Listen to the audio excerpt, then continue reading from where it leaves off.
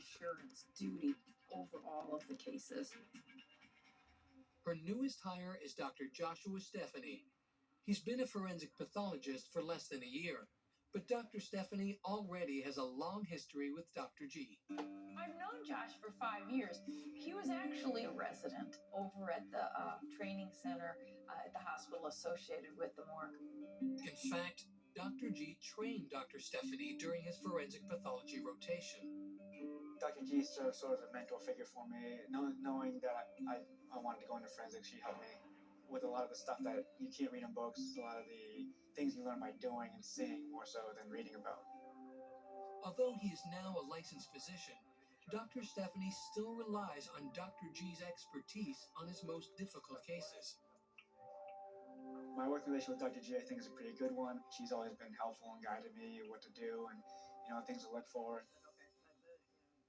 Every morning, Dr. G and her team meet and assess the cases for the day. We all review all the cases. We look what came in that day. White male, obese. This is the one where he's snoring loudly and he took his mother's pills.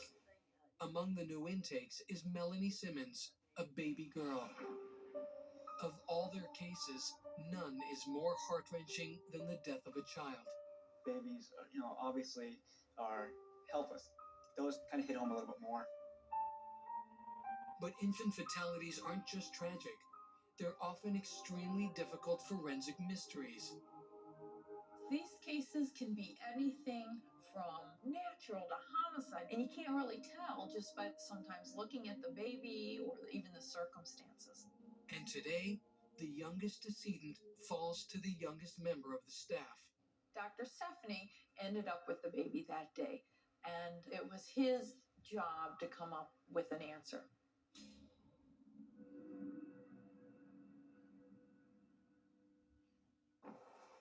The case began 12 hours earlier in Kissimmee, Florida. According to the statement Deborah Simmons gave police, she started getting her identical twin daughters, Morgan and Melanie, ready for bed at 7:30 p.m.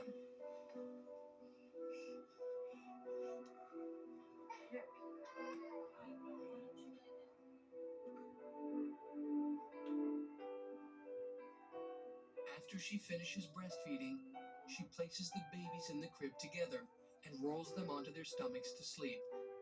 They're both face down on the bedding, pillows, stuffed animals, heavy quilts. Then, at around 9:30 p.m., Deborah finally goes off to bed herself.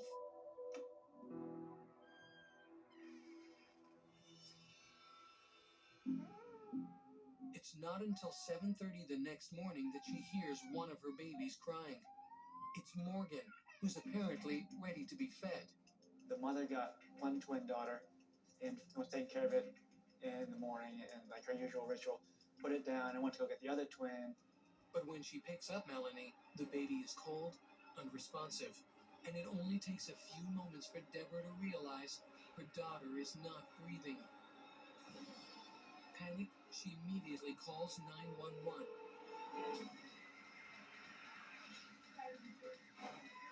Paramedics arrive minutes later, but it's clear to them right away, Melanie has been dead for hours.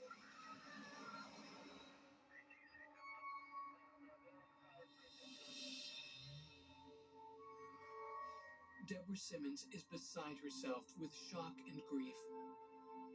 But when investigators are called to the scene, their first priority is not to comfort her. When our investigators get there, they don't want anyone suspected of foul play near the baby. So in this case, the mother was not allowed to see the baby, touch the baby after the initial 911 was called. When it comes to the death of an infant, abuse is often high on the list of suspects. So it's essential that Dr. G's investigators leave no stone unturned. You have to do a very thorough scene investigation. Sometimes we even collect the last formula bottle. Believe it or not, we get babies that are drugged and they put it in the formula. In fact, Deborah doesn't even get a chance to hold her daughter before the tiny body is transported to the county examiner's office and onto Dr. Stephanie's table. No medical history of infections or fever. Appearance of the baby had pretty much been normal up until she was found dead this morning. Dr. Stephanie already has his own suspicions on the cause of death, based on photos taken by investigators at the scene. Looks like from the pictures, looks like a pretty big pillow on a crib. So it's possible suffocation, being found face down. One thing is crystal clear. Time is of the essence. If he finds Melanie died of natural causes, it would immediately absolve her parents of any charges of abuse or negligence. But it could also mean that Melanie's twin sister Morgan is at risk of suffering the same fate. What you have to worry about is if you have a genetic or a congenital anomaly or defect or disease in one twin, especially in identical, you really have to let the parents or let their doctors know about it so they can monitor the other twin.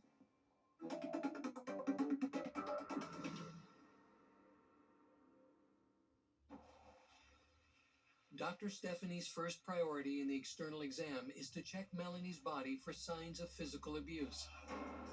You check for contusions, bruises, abrasions, lacerations, tears, any signs of trauma.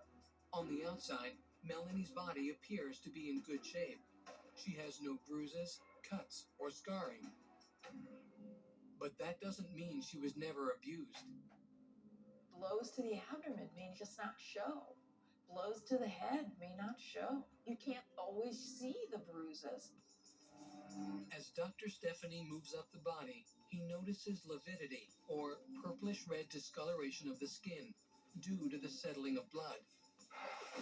Lividity occurs after death, as gravity causes blood to settle.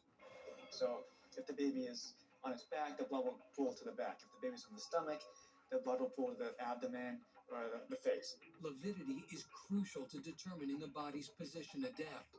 And Melanie's lividity pattern provides Dr. Stephanie with an important clue. In this case, the blood had pooled to the abdomen and the face. This proves that Melanie was on her stomach when she died, just like her mother said. Now, Dr. Stephanie is even more convinced that Melanie most likely suffocated while sleeping in this position. Babies have a hard time lifting up their head and turning their head. But as he leans over the baby, he notices something else. Something that will transform his thinking about Melanie's last minutes alive and her premature death. Do you know what time it is? It's 2024, and Medicare Advantage plans are available in zip codes across the United States. So what are you waiting for? Find out if you're eligible. Call now to check your zip code. If you don't have a Medicare Advantage plan, also known as Medicare Part C, now is the time to check your zip code. If you're confused about Medicare and want someone to help make it easier and simpler to understand your options, call to check your zip code. You may be eligible for a special enrollment period. Call to check your zip code. If you recently lost coverage and no longer have the coverage you need, now is the time to check your zip code. If you called last year and think there's no need to call this year, now is the time to check your zip code. Insurance companies offer different plans in different zip codes, so you should find out what your options are now by checking your zip code. Medicare Advantage plans are available to nearly everyone on Medicare, but enrollment isn't automatic. Call to check your zip code and see if you're eligible for a special enrollment period. Call now to speak to a licensed insurance agent. They are standing by to help people in your zip code. With just your zip code, they'll be able to determine what plans are available in your area. If you're tired of wondering what benefits you can get and how much it will cost with a Medicare Advantage plan, now is the time to check your zip code. You may be eligible for a special enrollment period, so call to check your zip code. Enrolling in a Medicare Advantage plan is not automatic. It's up to you to call and check your zip code. Our licensed insurance agents are standing by to help determine if you're eligible for a special enrollment period. Call now to check your zip code and get your free Medicare benefits review. Call 800-628-0602. 800-628-0602. That's 800-628-0602. Call now.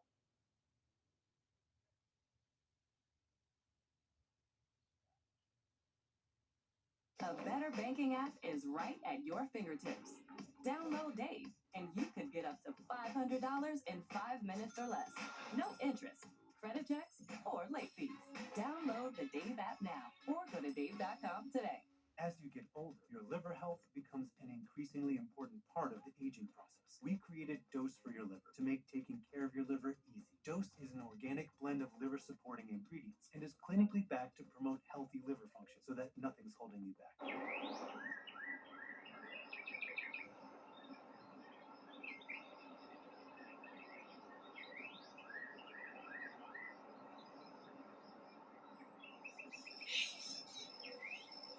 Every day feels like a vacation in PAC's Coastal collection.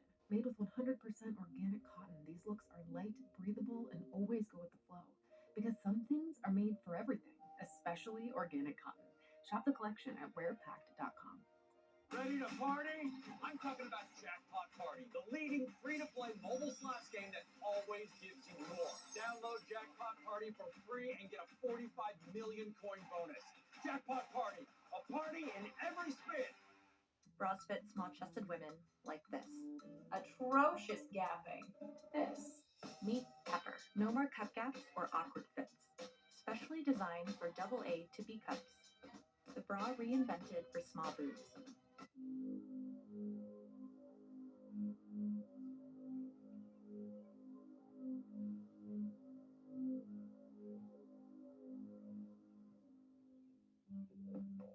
Dr. G's newest associate medical examiner, Dr. Josh Stephanie, thinks he knows what killed baby Melanie Simmons.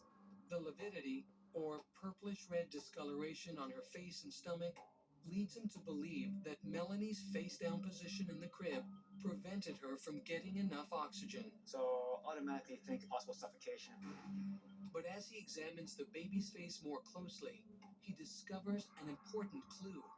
There was an area of whiteness to the side of the face. Dr. Stephanie recognizes the whiteness as a pressure mark on Melanie's face. Meaning that was the portion that was most in contact with the pillow. Judging from the pressure mark, Dr. Stephanie now believes that Melanie's cheek was pressed against a pillow as she slept. The finding is an important clue in Dr. Stephanie's investigation. If Melanie suffocated with a pillow pressed firmly against her nose and mouth, those areas would be white from the pressure as well.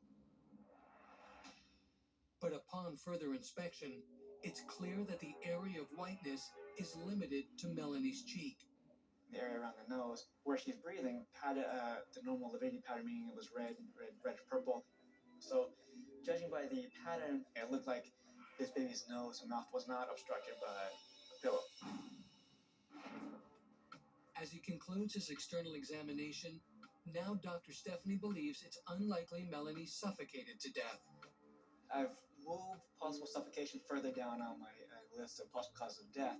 But other possibilities remain, some more frightening than others. Even if the baby looks good externally, we still have to rule out that they weren't murdered.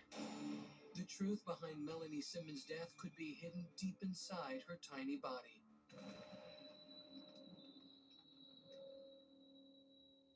Kelly, give me the scissors, please. An infant's cranial exam requires different tools than those used on adults. An adult skull is hard bone, and we would need a saw to cut that open. A baby's skull is soft, it's malleable. With a baby, you can use scissors to open up the skull. On first glance, Melanie's brain looks healthy. There are no signs of trauma and no discoloration which would indicate an infection such as meningitis. Take a close look up there, wash it off. Next, Dr. Stephanie completely removes the brain and washes it carefully. If this were an adult, he would cut directly into the brain with his scalpel. But with an infant, this is difficult. Baby's brain is very soft, and it's almost the consistency of Jell-O, maybe even softer. The brain is then placed in a vat of fixative known as formalin. Over the next few weeks, the formalin will harden the brain matter and also intensify the color of brain tissues. This will allow doctors to see abnormalities and evidence of internal brain trauma more easily, including trauma that may have been caused by abuse. Infants, unfortunately, are sometimes subjected to abuse. And sometimes that abuse doesn't show externally. As he heads into the internal exam, Dr. Stephanie still has no solid leads on what, or possibly who, took Melanie's life.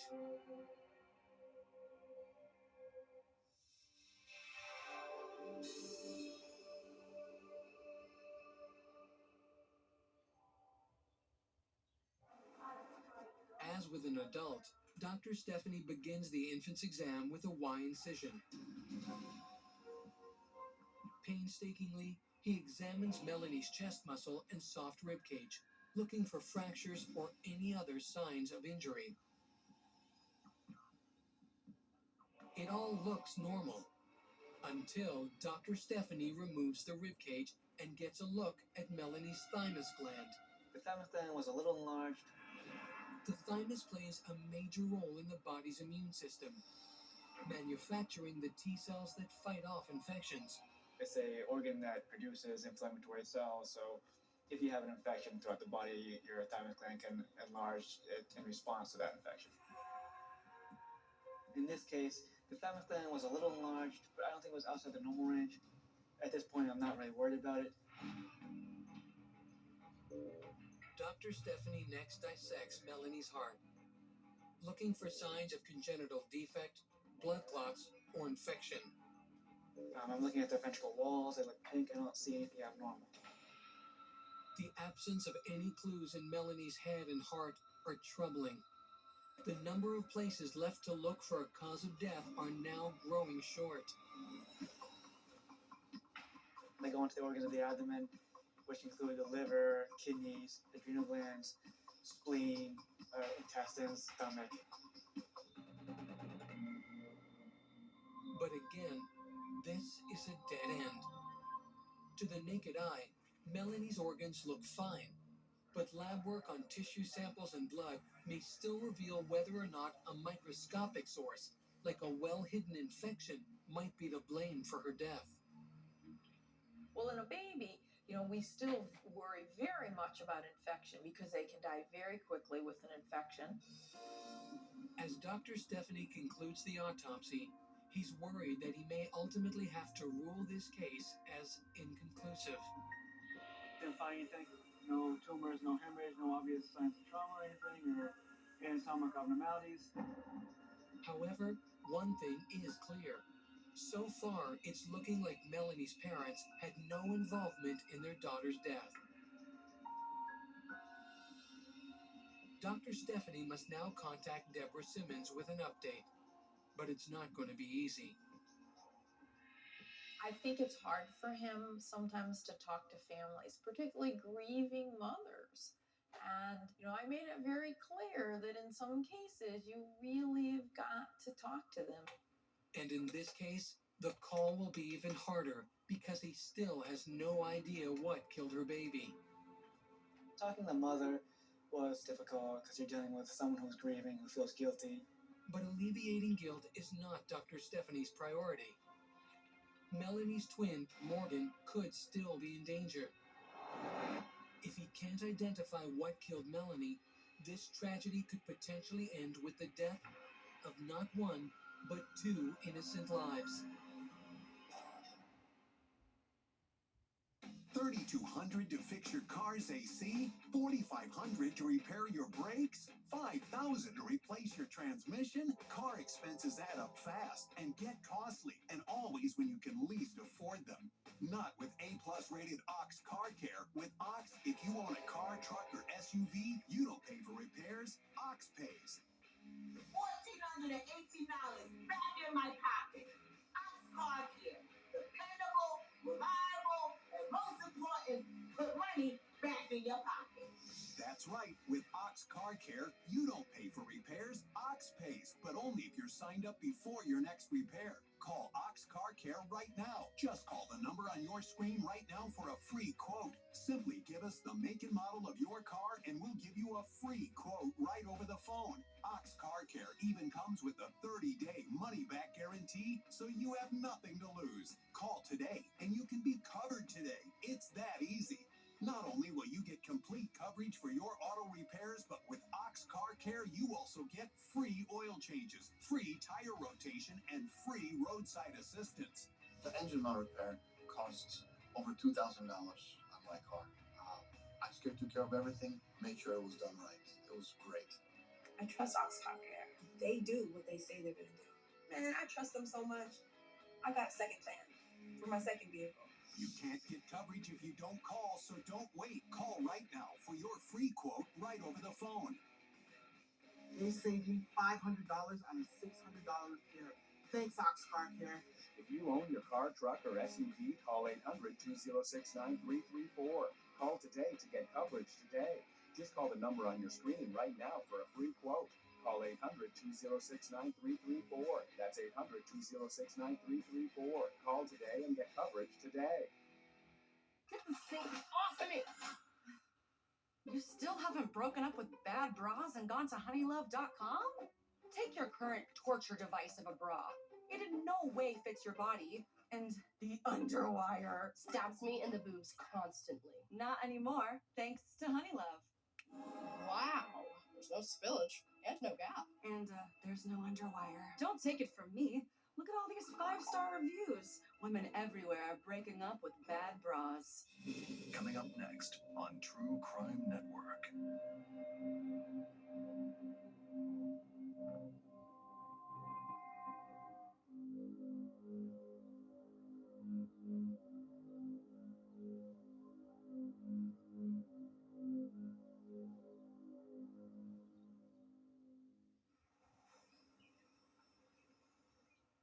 2 weeks have passed since Dr. Stephanie's inconclusive autopsy of baby Melanie Simmons.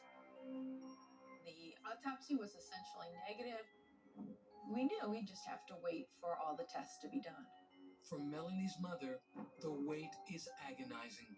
I spoke to her pretty much almost every day or every other day. She was concerned, she was guilty, and she just kept wanting answers.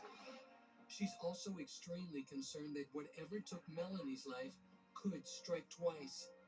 It's natural for all parents to wonder if they're twin, whether or not the other one's in danger. The toxicology reports and microscope slides are now their only hope of quelling these fears.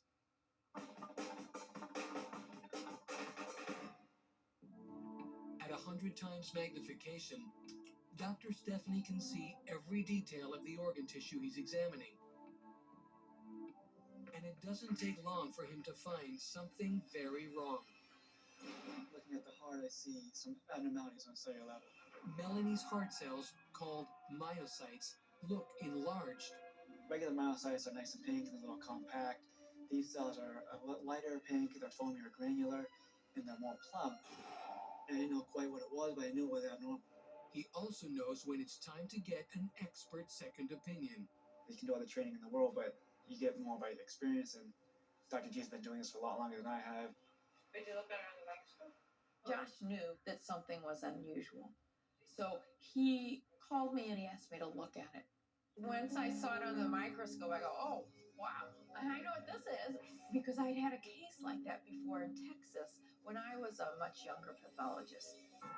Dr. G's case was an infant girl who had died with no warning. Like Melanie, the microscope revealed strange, foamy cells in her heart tissue. Just took a quick look and said, oh yeah, this is histiocytoid cardiomyopathy. Histiocytoid cardiomyopathy is an extremely rare disorder of the heart. Less than 100 cases have ever been reported in the literature, but the actual number of cases is much higher, and most fit a similar profile. It can cause sudden death, mostly little infant girls. And like the deaths it causes, the root of the disorder is mysterious. It is a mutation in DNA. Nobody really knows how it works. One thing they do know is that these abnormal cells can prevent the heart from beating properly. This abnormal cell blocks electrical impulses. It can send irregular rhythms to the rest of the heart. It's a devastating disease because these babies can die suddenly and unexpectedly, and they may not have any symptoms beforehand. Now Dr. Stephanie knows that's exactly how Melanie Simmons died. Unexpectedly, without warning.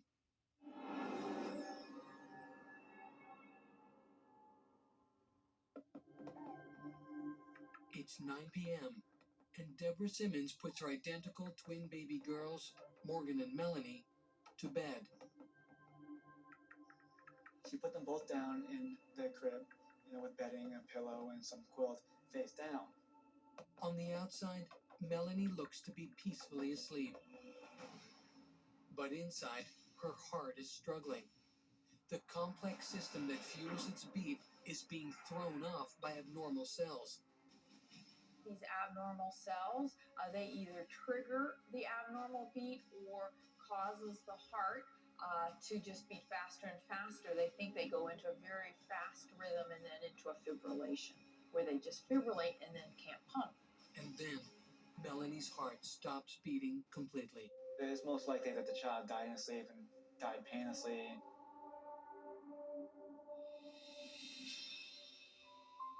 Dr. Stephanie's diagnosis of what killed Melanie Simmons should wrap up the case. But instead, it takes on a whole new urgency. We had a genetic defect that caused this baby to die, and there's a twin.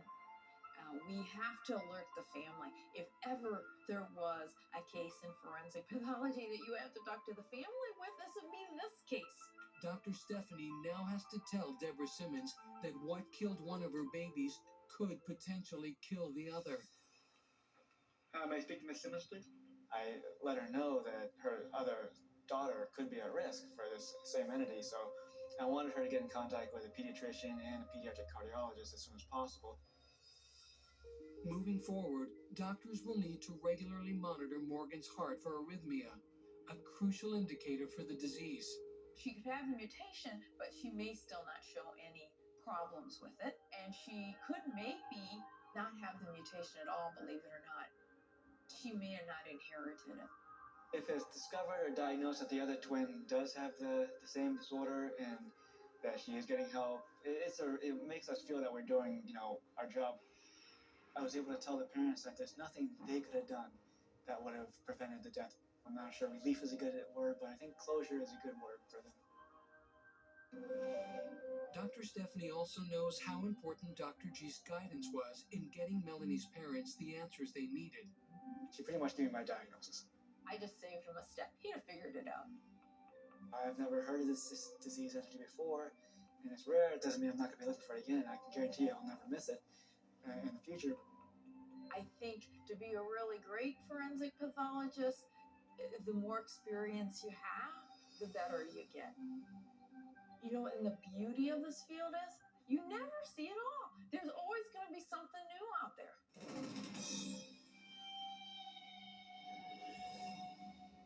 But even Dr. G couldn't have been fully prepared for the truth behind what killed her next decedent. He looks like a guy in his early 60s. It could be your grandfather. I just didn't expect it. Did you know that every 2 hours someone dies from choking? That's why I invented LifeVac, a simple rescue device that could save a life in a choking emergency. I tell people LifeVac saved my baby. I had the skills, I had the training, it didn't work. And why not have a product just in case? Hi, I'm Arthur Lee. I'm in front of LifeVac's Hall of Saves, the over 1,000 lives that have been saved by the LifeVac device. LifeVac is an FDA-registered device that is easy to use. There are 3 simple steps. 1, place over the mouth. 2, push down. 3, pull up. Place, push, pull. That's it. LifeVac's patented suction method forces the obstruction out of the airway, saving you or your loved one's life. That's right, you can even use LifeVac on yourself. Every year, over 5,000 people die from choking, and it's a leading cause of death in children and the elderly. Save a life with LifeVac. Call now and get 20% off with this special TV-only offer using the code LIFE1. There are a lot of imitations out there. LifeVac has a lifetime guarantee, is clinically proven, and FDA registered. Don't be fooled. Get the authentic, made in the USA LifeVac so you have the life-saving device you can trust. So we got the LifeVac. It sat in the car for about 5 years. And when the choking incident came, I was able to run and get it and knew how to use it immediately because it's so easy to use. How much is a life worth to you? When you buy a LifeVac for your home, car, school, or business, You might save a life, maybe even your own. Order yours today. Call 877-LIFE-ACT today because a life saved is priceless. Save 20% on your order with the code LIFE1. Call 877-LIFE-ACT. That's 877-543-3822 or go to lifeact.net. At Consumer Cellular, we pride ourselves on getting you the exact same nationwide coverage as the leading carriers for up to half the cost. But don't worry, we've got a lot more than that going for us. Woo! Like this beautiful store in Arizona, for example. It's the perfect place for me to tell you a little bit more about our phones and how they can become your phones. You name it, we probably got it. We have the top smartphones from all the major companies. If it's state-of-the-art cameras you want with space-age metal housing, we got them. If you want a smartphone with lots of bells and whistles but won't break the bank, we've got that too. We even have flip phones like the Iris Flip. If you're someone that doesn't need all that mumbo-jumbo and just wants something simple. And now, we even have watches. We do. No matter what device you choose, you'll be happy to know that if your data needs change, No problem. with our SmartFlex feature, you don't have to sweat it. Like say you're on a road trip out west and end up using a bunch of data. We can simply flex you up to the next data tier for as little as $5. Then, when you get home, you can flex right back down with no penalty, so you only pay for what you actually need. With Consumer Cellular, you get the exact same nationwide coverage as the leading carriers for up to half the cost. I know what you're thinking. What if I don't have one of these amazing stores in my town yet? Can I get these phones sent to me? Yes, you can. Will our award-winning customer service help me switch over or add a line for $15 to make my own family plan? Of course they will. Is it easy? Easy as pie. See that tower out there? It's a beauty. And there are thousands more like it, working hard for me and you, supplying 5G coverage to this beautiful nation of ours. We know how important coverage is. That's why we offer a risk-free guarantee. If you're not satisfied within 30 days of activation, you can pay nothing. Oh, look. And for a limited time, new customers get their second month free. Call 800-311-5340. Find us in Target or visit consumercellular.com to switch today. She knows what she's talking about. Pick up the phone.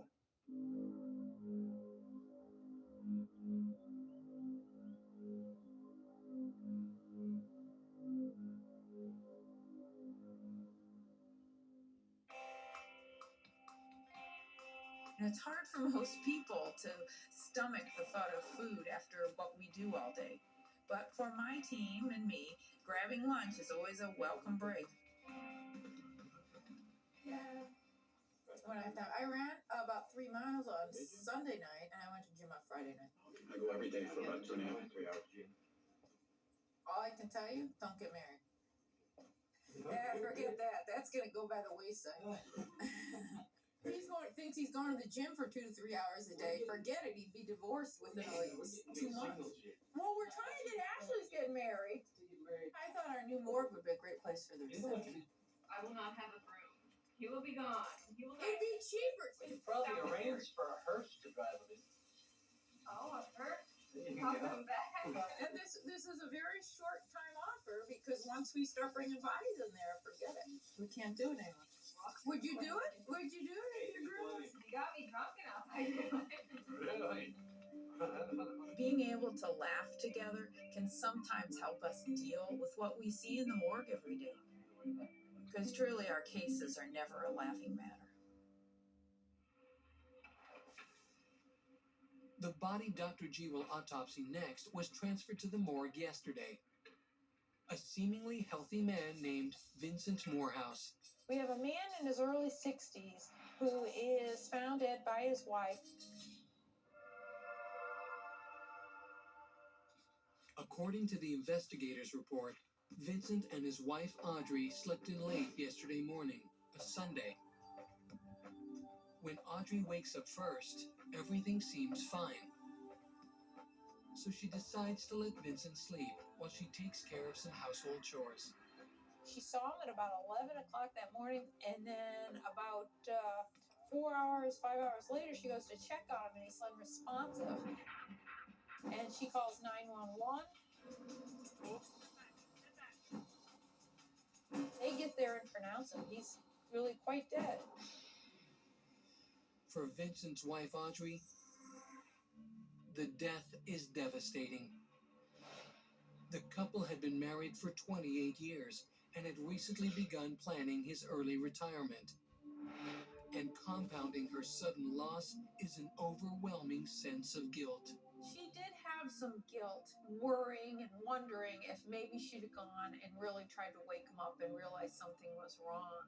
He would have had a chance to live. Dr. G looks over the case file and considers the circumstances.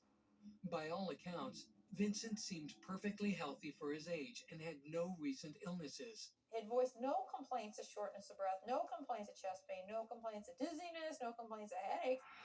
According to his wife, Vincent's only medical issue was that he had high blood pressure, but he was taking medication to control it.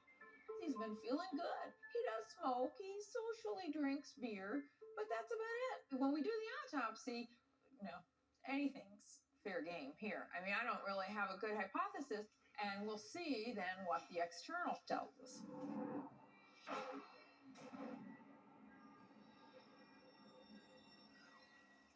Why don't we do his face first before we turn him? Dr. G examines Vincent's body. Outwardly, he looks healthy, just as his wife indicated. No trauma on him. He looked in pretty good shape. But she does notice something that his wife didn't mention. A distended belly and a large hernia bulging from his navel. He's got an umbilical hernia. Some of his bowels look like they've kind of protrude into this outpocketing right at the umbilicus or belly button. It's at least 3-4 inches in length. So it's pretty, good sized hernia, quite noticeable. A hernia occurs when the intestines push through a weak spot in the abdominal muscles. In some cases, hernias can cause significant complications, such as incarceration or trapping of the intestines in the hernia. I do worry about that the bowel got incarcerated in there. If the bowel gets incarcerated in there, it loses its blood supply, it dies. You can die from that. Suddenly, the external exam of Vincent Morehouse is suggesting that he wasn't as healthy as his wife described. Now Dr. G wonders, what other secrets might Vincent's body reveal? You cannot judge a book by its cover. That's why we always have to probe. It's coming. Check for anyone who needs help. Will do.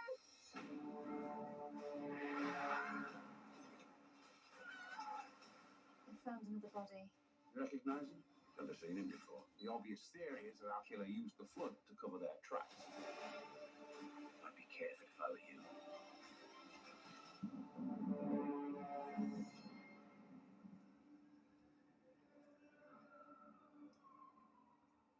Hello, today we are talking about Medicare Advantage plans, also known as Medicare Part C. If you have Original Medicare, you have Medicare Part A and Part B. Part A covers hospital stays, while Part B covers medical visits like seeing the doctor. A Medicare Part C plan covers everything in Parts A and B and could save you money or include additional benefits you may not be receiving with your current plan. If you're new to Medicare, moving or losing coverage for any reason, call now to see if you're eligible to enroll in a Medicare Advantage plan that could include additional benefits. All you have to do to find out if you could enroll in a plan that could save you money or include additional benefits is follow these steps. 1. Call the number on your screen. 2. Give your zip code to the licensed insurance agent. And 3. Find a plan best for you and your needs. Part C plans can change every year. Call now, even if you've called in the past, because you could be eligible for 2024 plans with additional benefits that may have previously been unavailable to you. So call today and find out the plan options available to you in your zip code. Just call 800-974-2770. You do not automatically get enrolled in a Medicare Advantage plan that saves money or includes additional benefits, so you should call to find out what plans are available to you. Insurance companies offer different plans in different zip codes. Call today and find out what plans are available to you in your zip code. Call 800-974-2770. If you're new to Medicare, moving or losing coverage for any reason, call now to see if you're eligible to enroll in a Part C plan plan that could save you money and include additional benefits. All you have to do is follow these steps. 1. Call the number on your screen. 2. Give your zip code to the licensed insurance agent. And 3. Find a plan best for you and your needs. Remember, you do not automatically get a Part C plan. Call now for your free 2024 no obligation Medicare benefits review. Call 800-974-2770. 800-974-2770. 800-974-2770.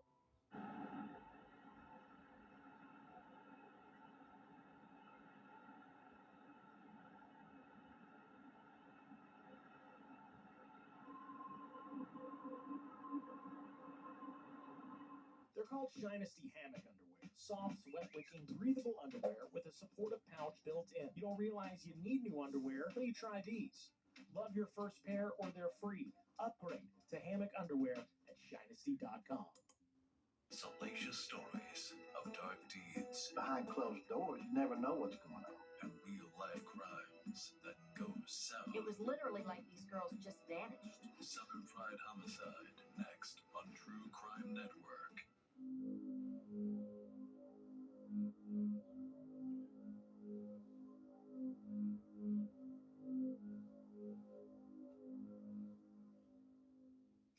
I think he's, once I open him, I can tell in a minute if I'm gonna need that blood culture. Dr. G is ready to open the body of 60-year-old Vincent Morehouse, who died yesterday morning while his wife thought he was sleeping. She thinks he's sleeping and she goes about her chores. And she goes back and checks on him. And unfortunately, he's dead.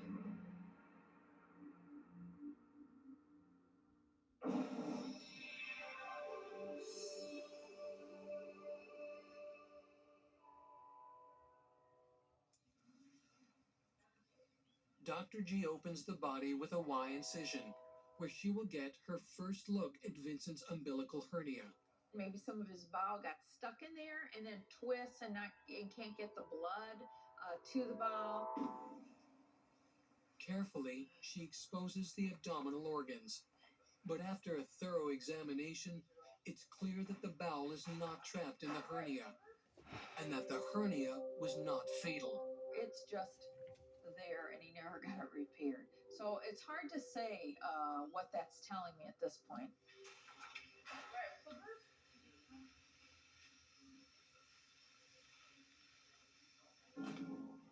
But then she sees something else that might be fatal. I can see that he's got a pretty gnarly liver. So far, his liver is peeking out at us and it looks terrible. Normally, it's a nice uniform brown. It's very pretty. But it really looks gnarly. It's like lumpy, bumpy, kind of yellowish with all this fibrosis going through it. And very hard. This is chronic alcoholism. It has this nice micro nodule or small nodules, and that's how alcohol slowly kills your liver. So now that I see the cirrhosis, I'm wondering what's going on, and B, maybe alcohol plays a role here. But if Vincent's liver was indeed already failing, Dr. G would expect to see telltale signs. He doesn't look like he's dying from liver failure because he's not jaundiced, not yellow. But it does lead me to think maybe he died from some complication of alcohol, whether it be acute alcohol intoxication, whether it be from falling intoxicated and hitting his head. To determine the level of alcohol in Vincent's system at the time of his death, Dr. G's tech, Arden Monroe, draws samples for toxicology. Well, this is good peripheral. I certainly am going to check to see how much alcohol he has, and I'm certainly going to check all his drugs to see if there's any illicit or even prescription drugs present. Next, Dr. G begins to remove and examine the rest of the internal organs one by one. He's not as healthy as it comes off, either by his family or his external appearance. Vincent's spleen is enlarged. His kidneys are congested. His lungs are heavy with fluid. But it's his heart that troubles Dr. G the most. It looks a little bit big. I take the heart out, I weigh it, it is big. It looks like it's got some effects of high blood pressure. Normally his heart would be maybe 350, 360. His is up to almost 500 grams. But Vincent's heart isn't only enlarged, it's dilated as well. Blood had clearly begun to back up into the organ, causing it to expand and weaken. The heart's starting to fail. Moreover, Dr. G finds evidence of coronary artery disease as well. He did have a significant 80% narrowing in the coronary artery. That's a very significant narrowing and could have caused him some problems. But while Vincent's heart is severely diseased, Dr. G finds nothing acute.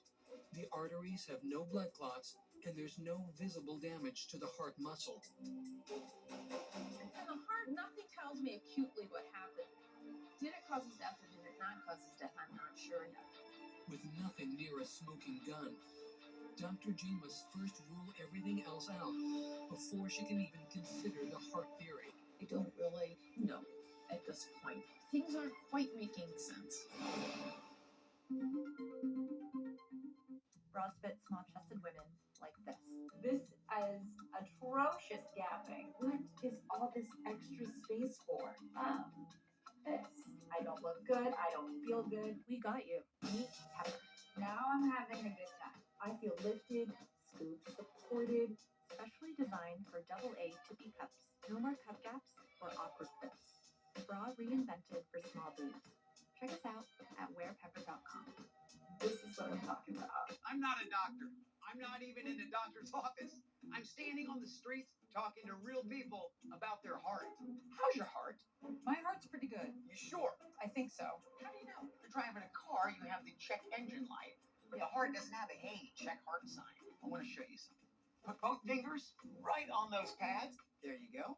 In 30 seconds, we're going to have a medical grade EKG reading. There it is. That is you. Look at that. With Cardio Mobile, you can take a medical grade EKG in just 30 seconds from anywhere. Cardio Mobile is proven to detect atrial fibrillation, one of the leading causes of stroke. And it's the only personal EKG that's FDA cleared to detect normal heart rhythm, bradycardia, and tachycardia. How much do you think this device costs? Probably $1,000. $99. Wow, that's impressive. Checking your heart anytime, anywhere has never been easier. Don't wait. Get Cardio Mobile today for just $79 at cardia.com or Amazon.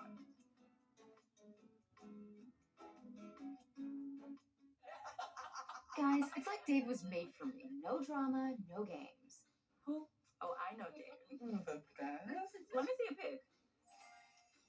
A banking app? The banking app for everyday people. Dave gives you what those other guys don't. There's no overdrafts or late fees. You could get extra cash when you need it. Okay. I'm with it. I think I found the one. There's an easier way to bank and get up to $500 in 5 minutes or less when you download Dave. This is the first ever TV commercial for a beach town, a SandCloud beach town. Sand-free, extra large, and worth advertising because they're worth buying. Buy them at sandcloud.com.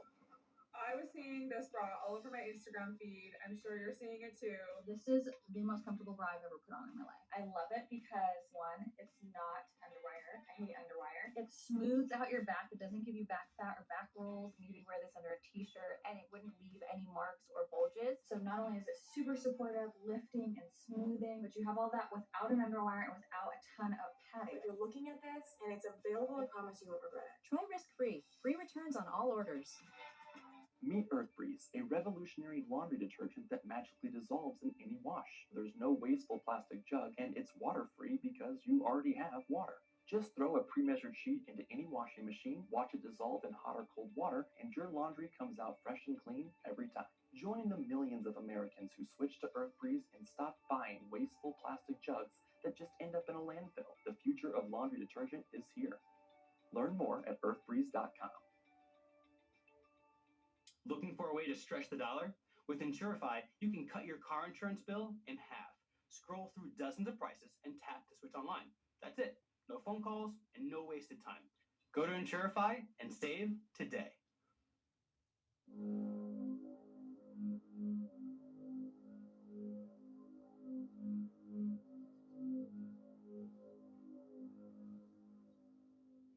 So when you push them, it goes away. I do need to keep this vial out though. I want to look at it. Dr. G has discovered that Vincent Morehouse wasn't nearly as healthy as his family said he was. A lot of people argue with me that there is no way their loved ones has heart disease. If I'm looking at your art and you have heart disease, I've got the truth. I've got the facts. The body tells me otherwise. But despite these findings, Dr. G still doesn't have a definite cause of death, so she must continue to hunt for the culprit. Her next stop, the brain.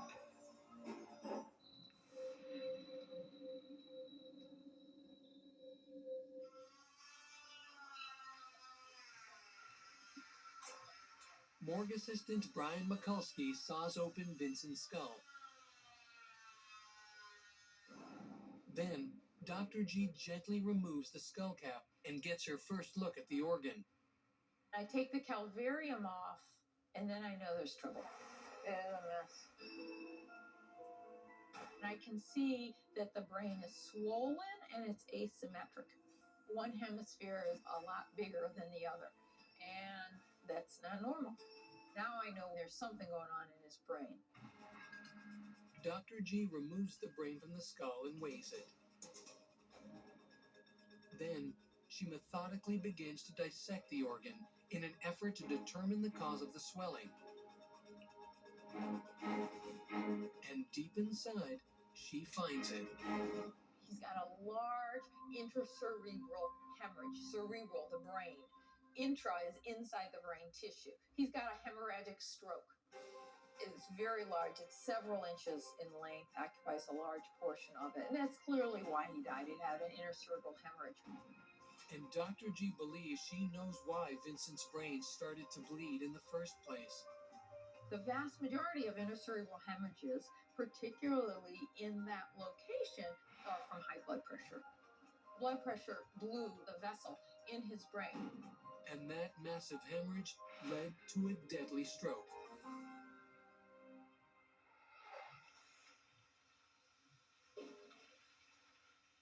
Everything kind of makes sense. 60-year-old guy, history of high blood pressure, dead in bed. And I find that intracerebral hemorrhage all consistent with chronic hypertension.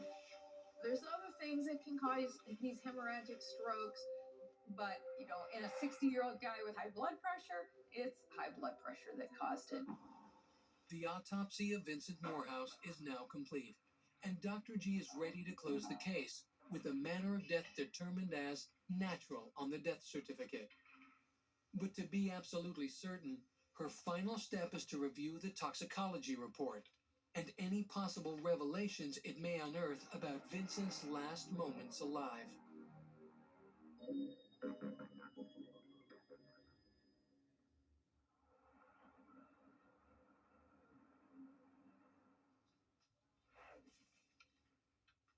When the lab results finally arrive at the morgue, they reveal a secret that even Dr. G couldn't predict. I'm certainly shocked when I see that toxicology.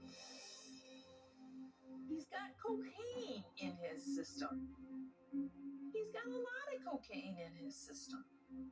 He's got not just the breakdown products, he's under the influence of cocaine when he has that intracerebral hemorrhage. He looks like a guy in his early 60s that could be your grandfather. I mean, what's he doing using cocaine?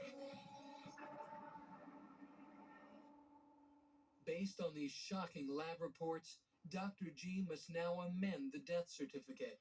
Because he is acutely intoxicated with cocaine at the time he has that hemorrhage, I can't ignore that because it's well documented fact that cocaine can precipitate these hemorrhages. So it clearly played a role in my view, and so I amend the death certificate in two ways. He still died from intracerebral hemorrhage of hypertensive type, but in a contributing factor is acute cocaine intoxication. And what else changes, since I do believe the cocaine contributed to his death, I changed the manner of death from natural to accident. With the stunning toxicology results in hand, Dr. G can now officially close the death investigation and describe the events leading to Vincent Morehouse's untimely death in the report of autopsy.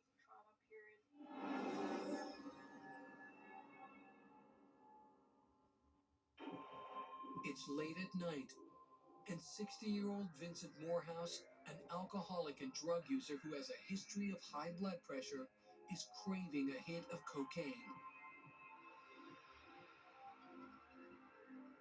He's probably using it, more than once that evening,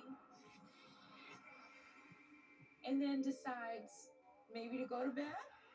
He probably is feeling good. He probably didn't have any ill effect from it at the time. He might not be feeling it, but as he sleeps next to his wife, Vincent's body is reaching its breaking point.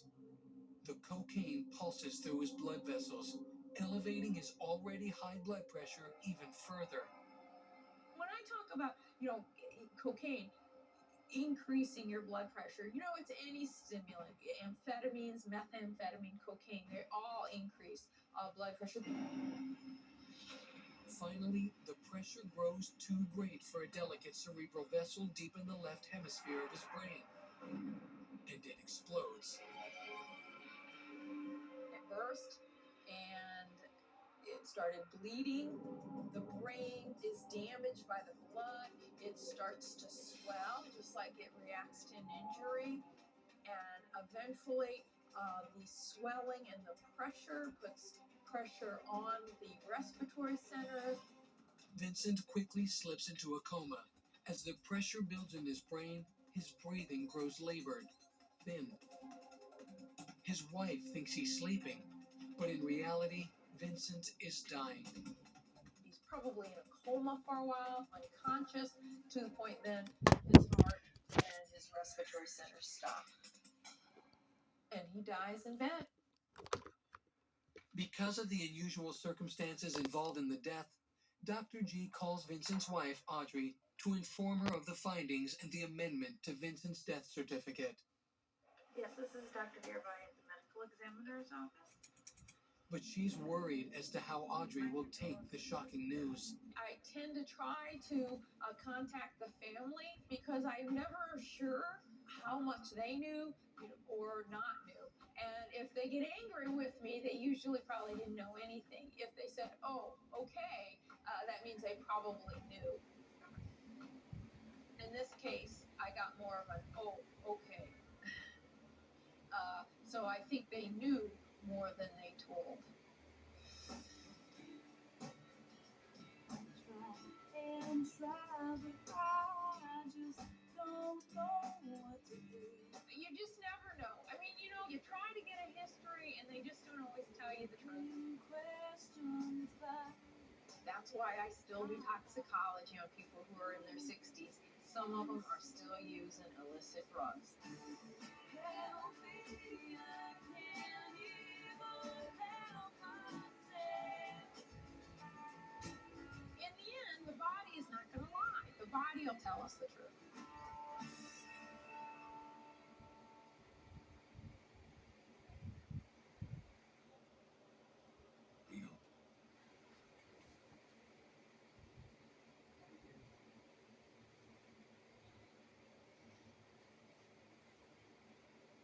All right, that's it for the video. That's it for the video.